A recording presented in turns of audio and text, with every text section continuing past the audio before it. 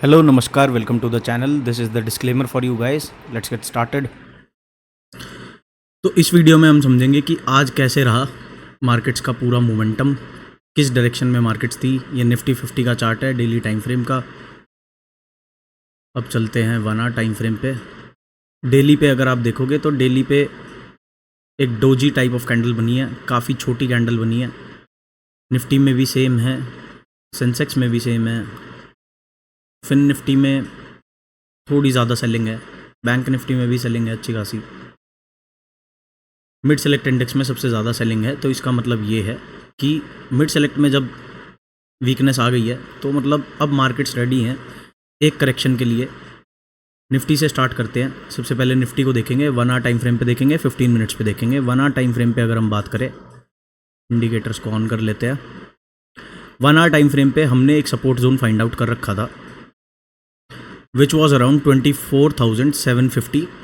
आज की जो क्लोजिंग हमें मिली है वो उससे थोड़ा नीचे ही मिली है, तो कल हो सकता है गैप डाउन देखने को मिले मार्केट में। अभी स्ट्रेंथ डाउन साइड के फेवर में नहीं है, डायरेक्शन जो है मार्केट का वो कम्प्लीटली साइडवेज है, बट ब्रेकडाउन हो चुका है सपोर्ट जोन का और क्लोजिंग भी उसके नीचे मिल चुकी है।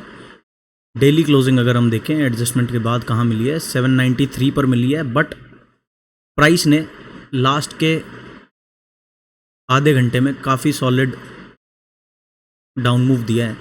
पूरे दिन एक रेंज में ही था। आज निफ्टी की एक्सपायरी थी तो रेंज बाउंड थी मार्केट, और लास्ट के आधे घंटे में सेलिंग मिली है और कल के लो के नीचे आके क्लोजिंग हुई है। कल की वीडियो में हमने यही बात करी थी कि अगर आज के सेशन का लो, मतलब प्रीवियस सेशन का, कल के सेशन का लो अगर ब्रेक होता है नेक्स्ट सेशन में, मतलब कि आज, तो हमें डाउन साइड में बड़े टारगेट्स मिल सकते हैं। और जो रेंज लोज है, जो 1 आवर टाइम फ्रेम के रेंज लोज हैं, यहाँ तक निफ्टी को ड्राइव किया जा सकता है बाय द बियर्स। 24,500 तक के लेवल्स हमने कल की वीडियो में डिस्कस करे थे। आज इंट्राडे में मिला नहीं क्योंकि एक्सपायरी के कारण साइडवेज थी मार्केट पूरी। सेंसेक्स को देख लेते हैं। सेंसेक्स में भी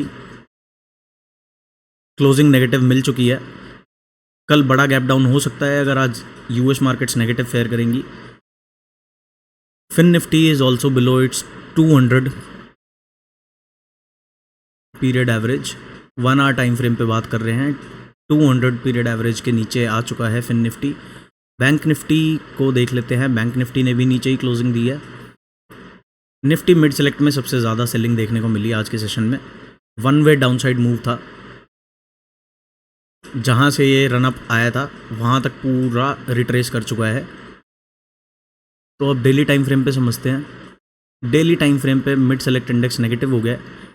12,783 के नीचे मिड सेलेक्ट इंडेक्स नेगेटिव ही रहेगा। बात करें बैंक निफ्टी की, बैंक निफ्टी में जो एक्सट्रीम सेल प्रेशर आपको दिखेगा वो दिखेगा 55,540 के नीचे। अभी करंटली 55,577 पे है। 540 के नीचे कल के सेशन में ब्रेक करता है तो बड़े टारगेट्स आ सकते हैं डाउन साइड में। फिन निफ्टी को बात करेंगे। मोमेंटम ऑसिलेटर फिन निफ्टी में, बैंक निफ्टी में डाउन साइड में ही है, अभी तक नेगेटिव बायस के साथ ही ट्रेड कर रहा है। सेंसेक्स का ऑन दी अदर हैंड बात करेंगे तो सेंसेक्स भी बिलो 50 आ चुका है। मोमेंटम ऑसिलेटर स्ट्रेंथ बस आनी बाकी है। एक अच्छी करेक्शन ऑन कार्ड्स है। आने वाले सेशंस में हमें बड़ी लार्ज रेंज कैंडल नेगेटिव मिल सकती है। आज का टॉप गेनर देख लेते हैं और टॉप लूज़र देख लेते हैं। एफएनओ स्टॉक्स को डिस्कस करेंगे।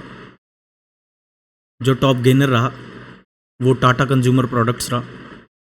200 डे मूविंग एवरेज के आसपास आके इसने एक अप मूव दिखाया है। बुलिश ये कब होगा? बुलिश ये तभी होगा जब इसको डेली क्लोज मिलेगा एटलीस्ट अबव 1100 के ऊपर। अपसाइड के मोमेंटम की बात कर सकते हैं हम टाटा कंज्यूमर प्रोडक्ट्स के अंदर। नेक्स्ट देख लेते हैं आयशर मोटर्स। आयशर मोटर्स में भी स्ट्रेंथ बनी हुई है, ऑल टाइम हाइज के आसपास ट्रेड कर रहा है। काफ़ी सॉलिड कंसोलिडेशन चल रही है पिछले कुछ हफ्तों से, और अभी देखेंगे तो आज की पॉजिटिव क्लोजिंग मिली है तो कल के सेशन में ये अपसाइड में जा सकता है। M&M को देखेंगे। M&M भी स्ट्रक्चर वाइज अच्छा दिख रहा है बट स्ट्रेंथ नहीं है अभी इसमें। एक बार ये रेंज क्लियर होगी, काफ़ी बड़ी रेंज है, ये रेंज को अपसाइड में ब्रेक करेगा तो ये आने वाले दिनों में 3660 के लेवल्स पे आपको देखने को मिल सकता है। विप्रो की बात कर लेते हैं।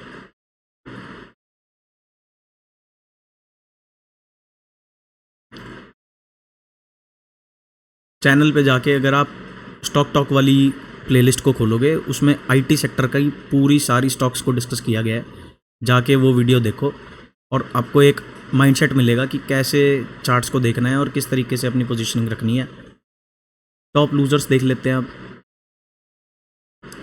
वेदांता आज का टॉप लूज़र है। इसके बाद सबसे ज़्यादा सेलिंग देखने को मिली है हिंद कॉपर में। मेटल्स में काफ़ी प्रेशर है आज, ये सब यूएस के कारण है। LIC हाउसिंग फाइनेंस में लार्ज बॉडीड कैंडल है, एक्सट्रीम सेल प्रेशर है। इन स्टॉक्स को आप लोअर लेवल्स पे बाय कर सकते हो।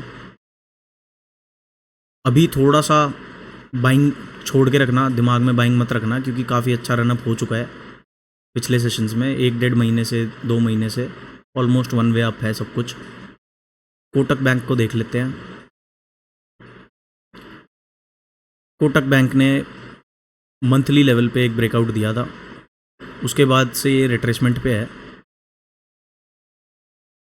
ये रिट्रेसमेंट कंप्लीट होगी, प्रीवियस मंथ की कैंडल क्रॉस होगी 2212 पे। 2212 के बाद इसमें अपसाइड का मोमेंटम मिलेगा हमें। जब तक उससे नीचे है थोड़ा सा साइडवेज टू डाउन ही रहेगा। डेली टाइम फ्रेम पे देखें तो सारी इंपॉर्टेंट मूविंग एवरेजेस के ऊपर क्लोजिंग दे चुका है। Kotak bank is looking good, M&M is looking good, Eicher Motors is looking good, Eicher Motors is better than M&M। Titan को देख लेते हैं एक बारी। टाइटन ने भी कहीं ना कहीं पिछले 3-4 सेशंस में सपोर्ट फाइंड आउट किया अपना 200 डे मूविंग एवरेज के आसपास। अपसाइड के बारे में इनमें तभी सोचेंगे जब ये प्रीवियस जोन ऑफ रिजेक्शन जो था उसके ऊपर एक क्लोजिंग मिल जाए, 3572 के ऊपर मिल जाए, फिर टाइटन में अपसाइड की मूवमेंट मिल सकती है अच्छी वाली।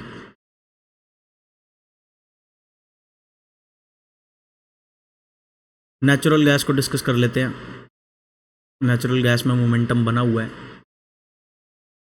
डेली टाइम फ्रेम पर चलते हैं।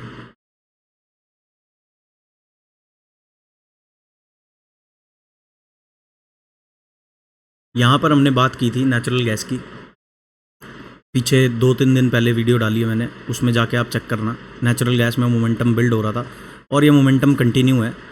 357 नेक्स्ट टारगेट है, 387 अगला टारगेट है। डेली टाइम फ्रेम पे बुलिश है natural gas, weekly time frame पर भी बुलिश है नेचुरल गैस।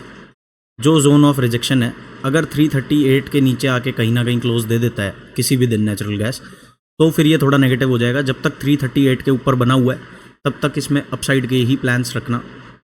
क्रूड ऑयल को देख लेते हैं एक बारी। क्रूड ऑयल में तो अब आने वाले कई हफ्ते महीनों तक अपसाइड में ही मोमेंटम रहेगा। दिन 2 दिन की सेलिंग ज़रूर मिल सकती है। लोअर लेवल्स पे बाय करने के बारे में ही सोचना, बाय ऑन डिप की स्ट्रैटेजी रखना। क्रूड ऑयल में भी, नेचुरल गैस में भी सेलिंग के बारे में अगर कहीं प्लान करना है तो अभी फ़िलहाल और 1-2 सेशंस का वेट करते हैं। फिर हमें निफ्टी में, सेंसेक्स में, फिन निफ्टी में, बैंक निफ्टी में, निफ्टी मिड सेलेक्ट इंडेक्स में, सब में ही सेलिंग दिखेगी।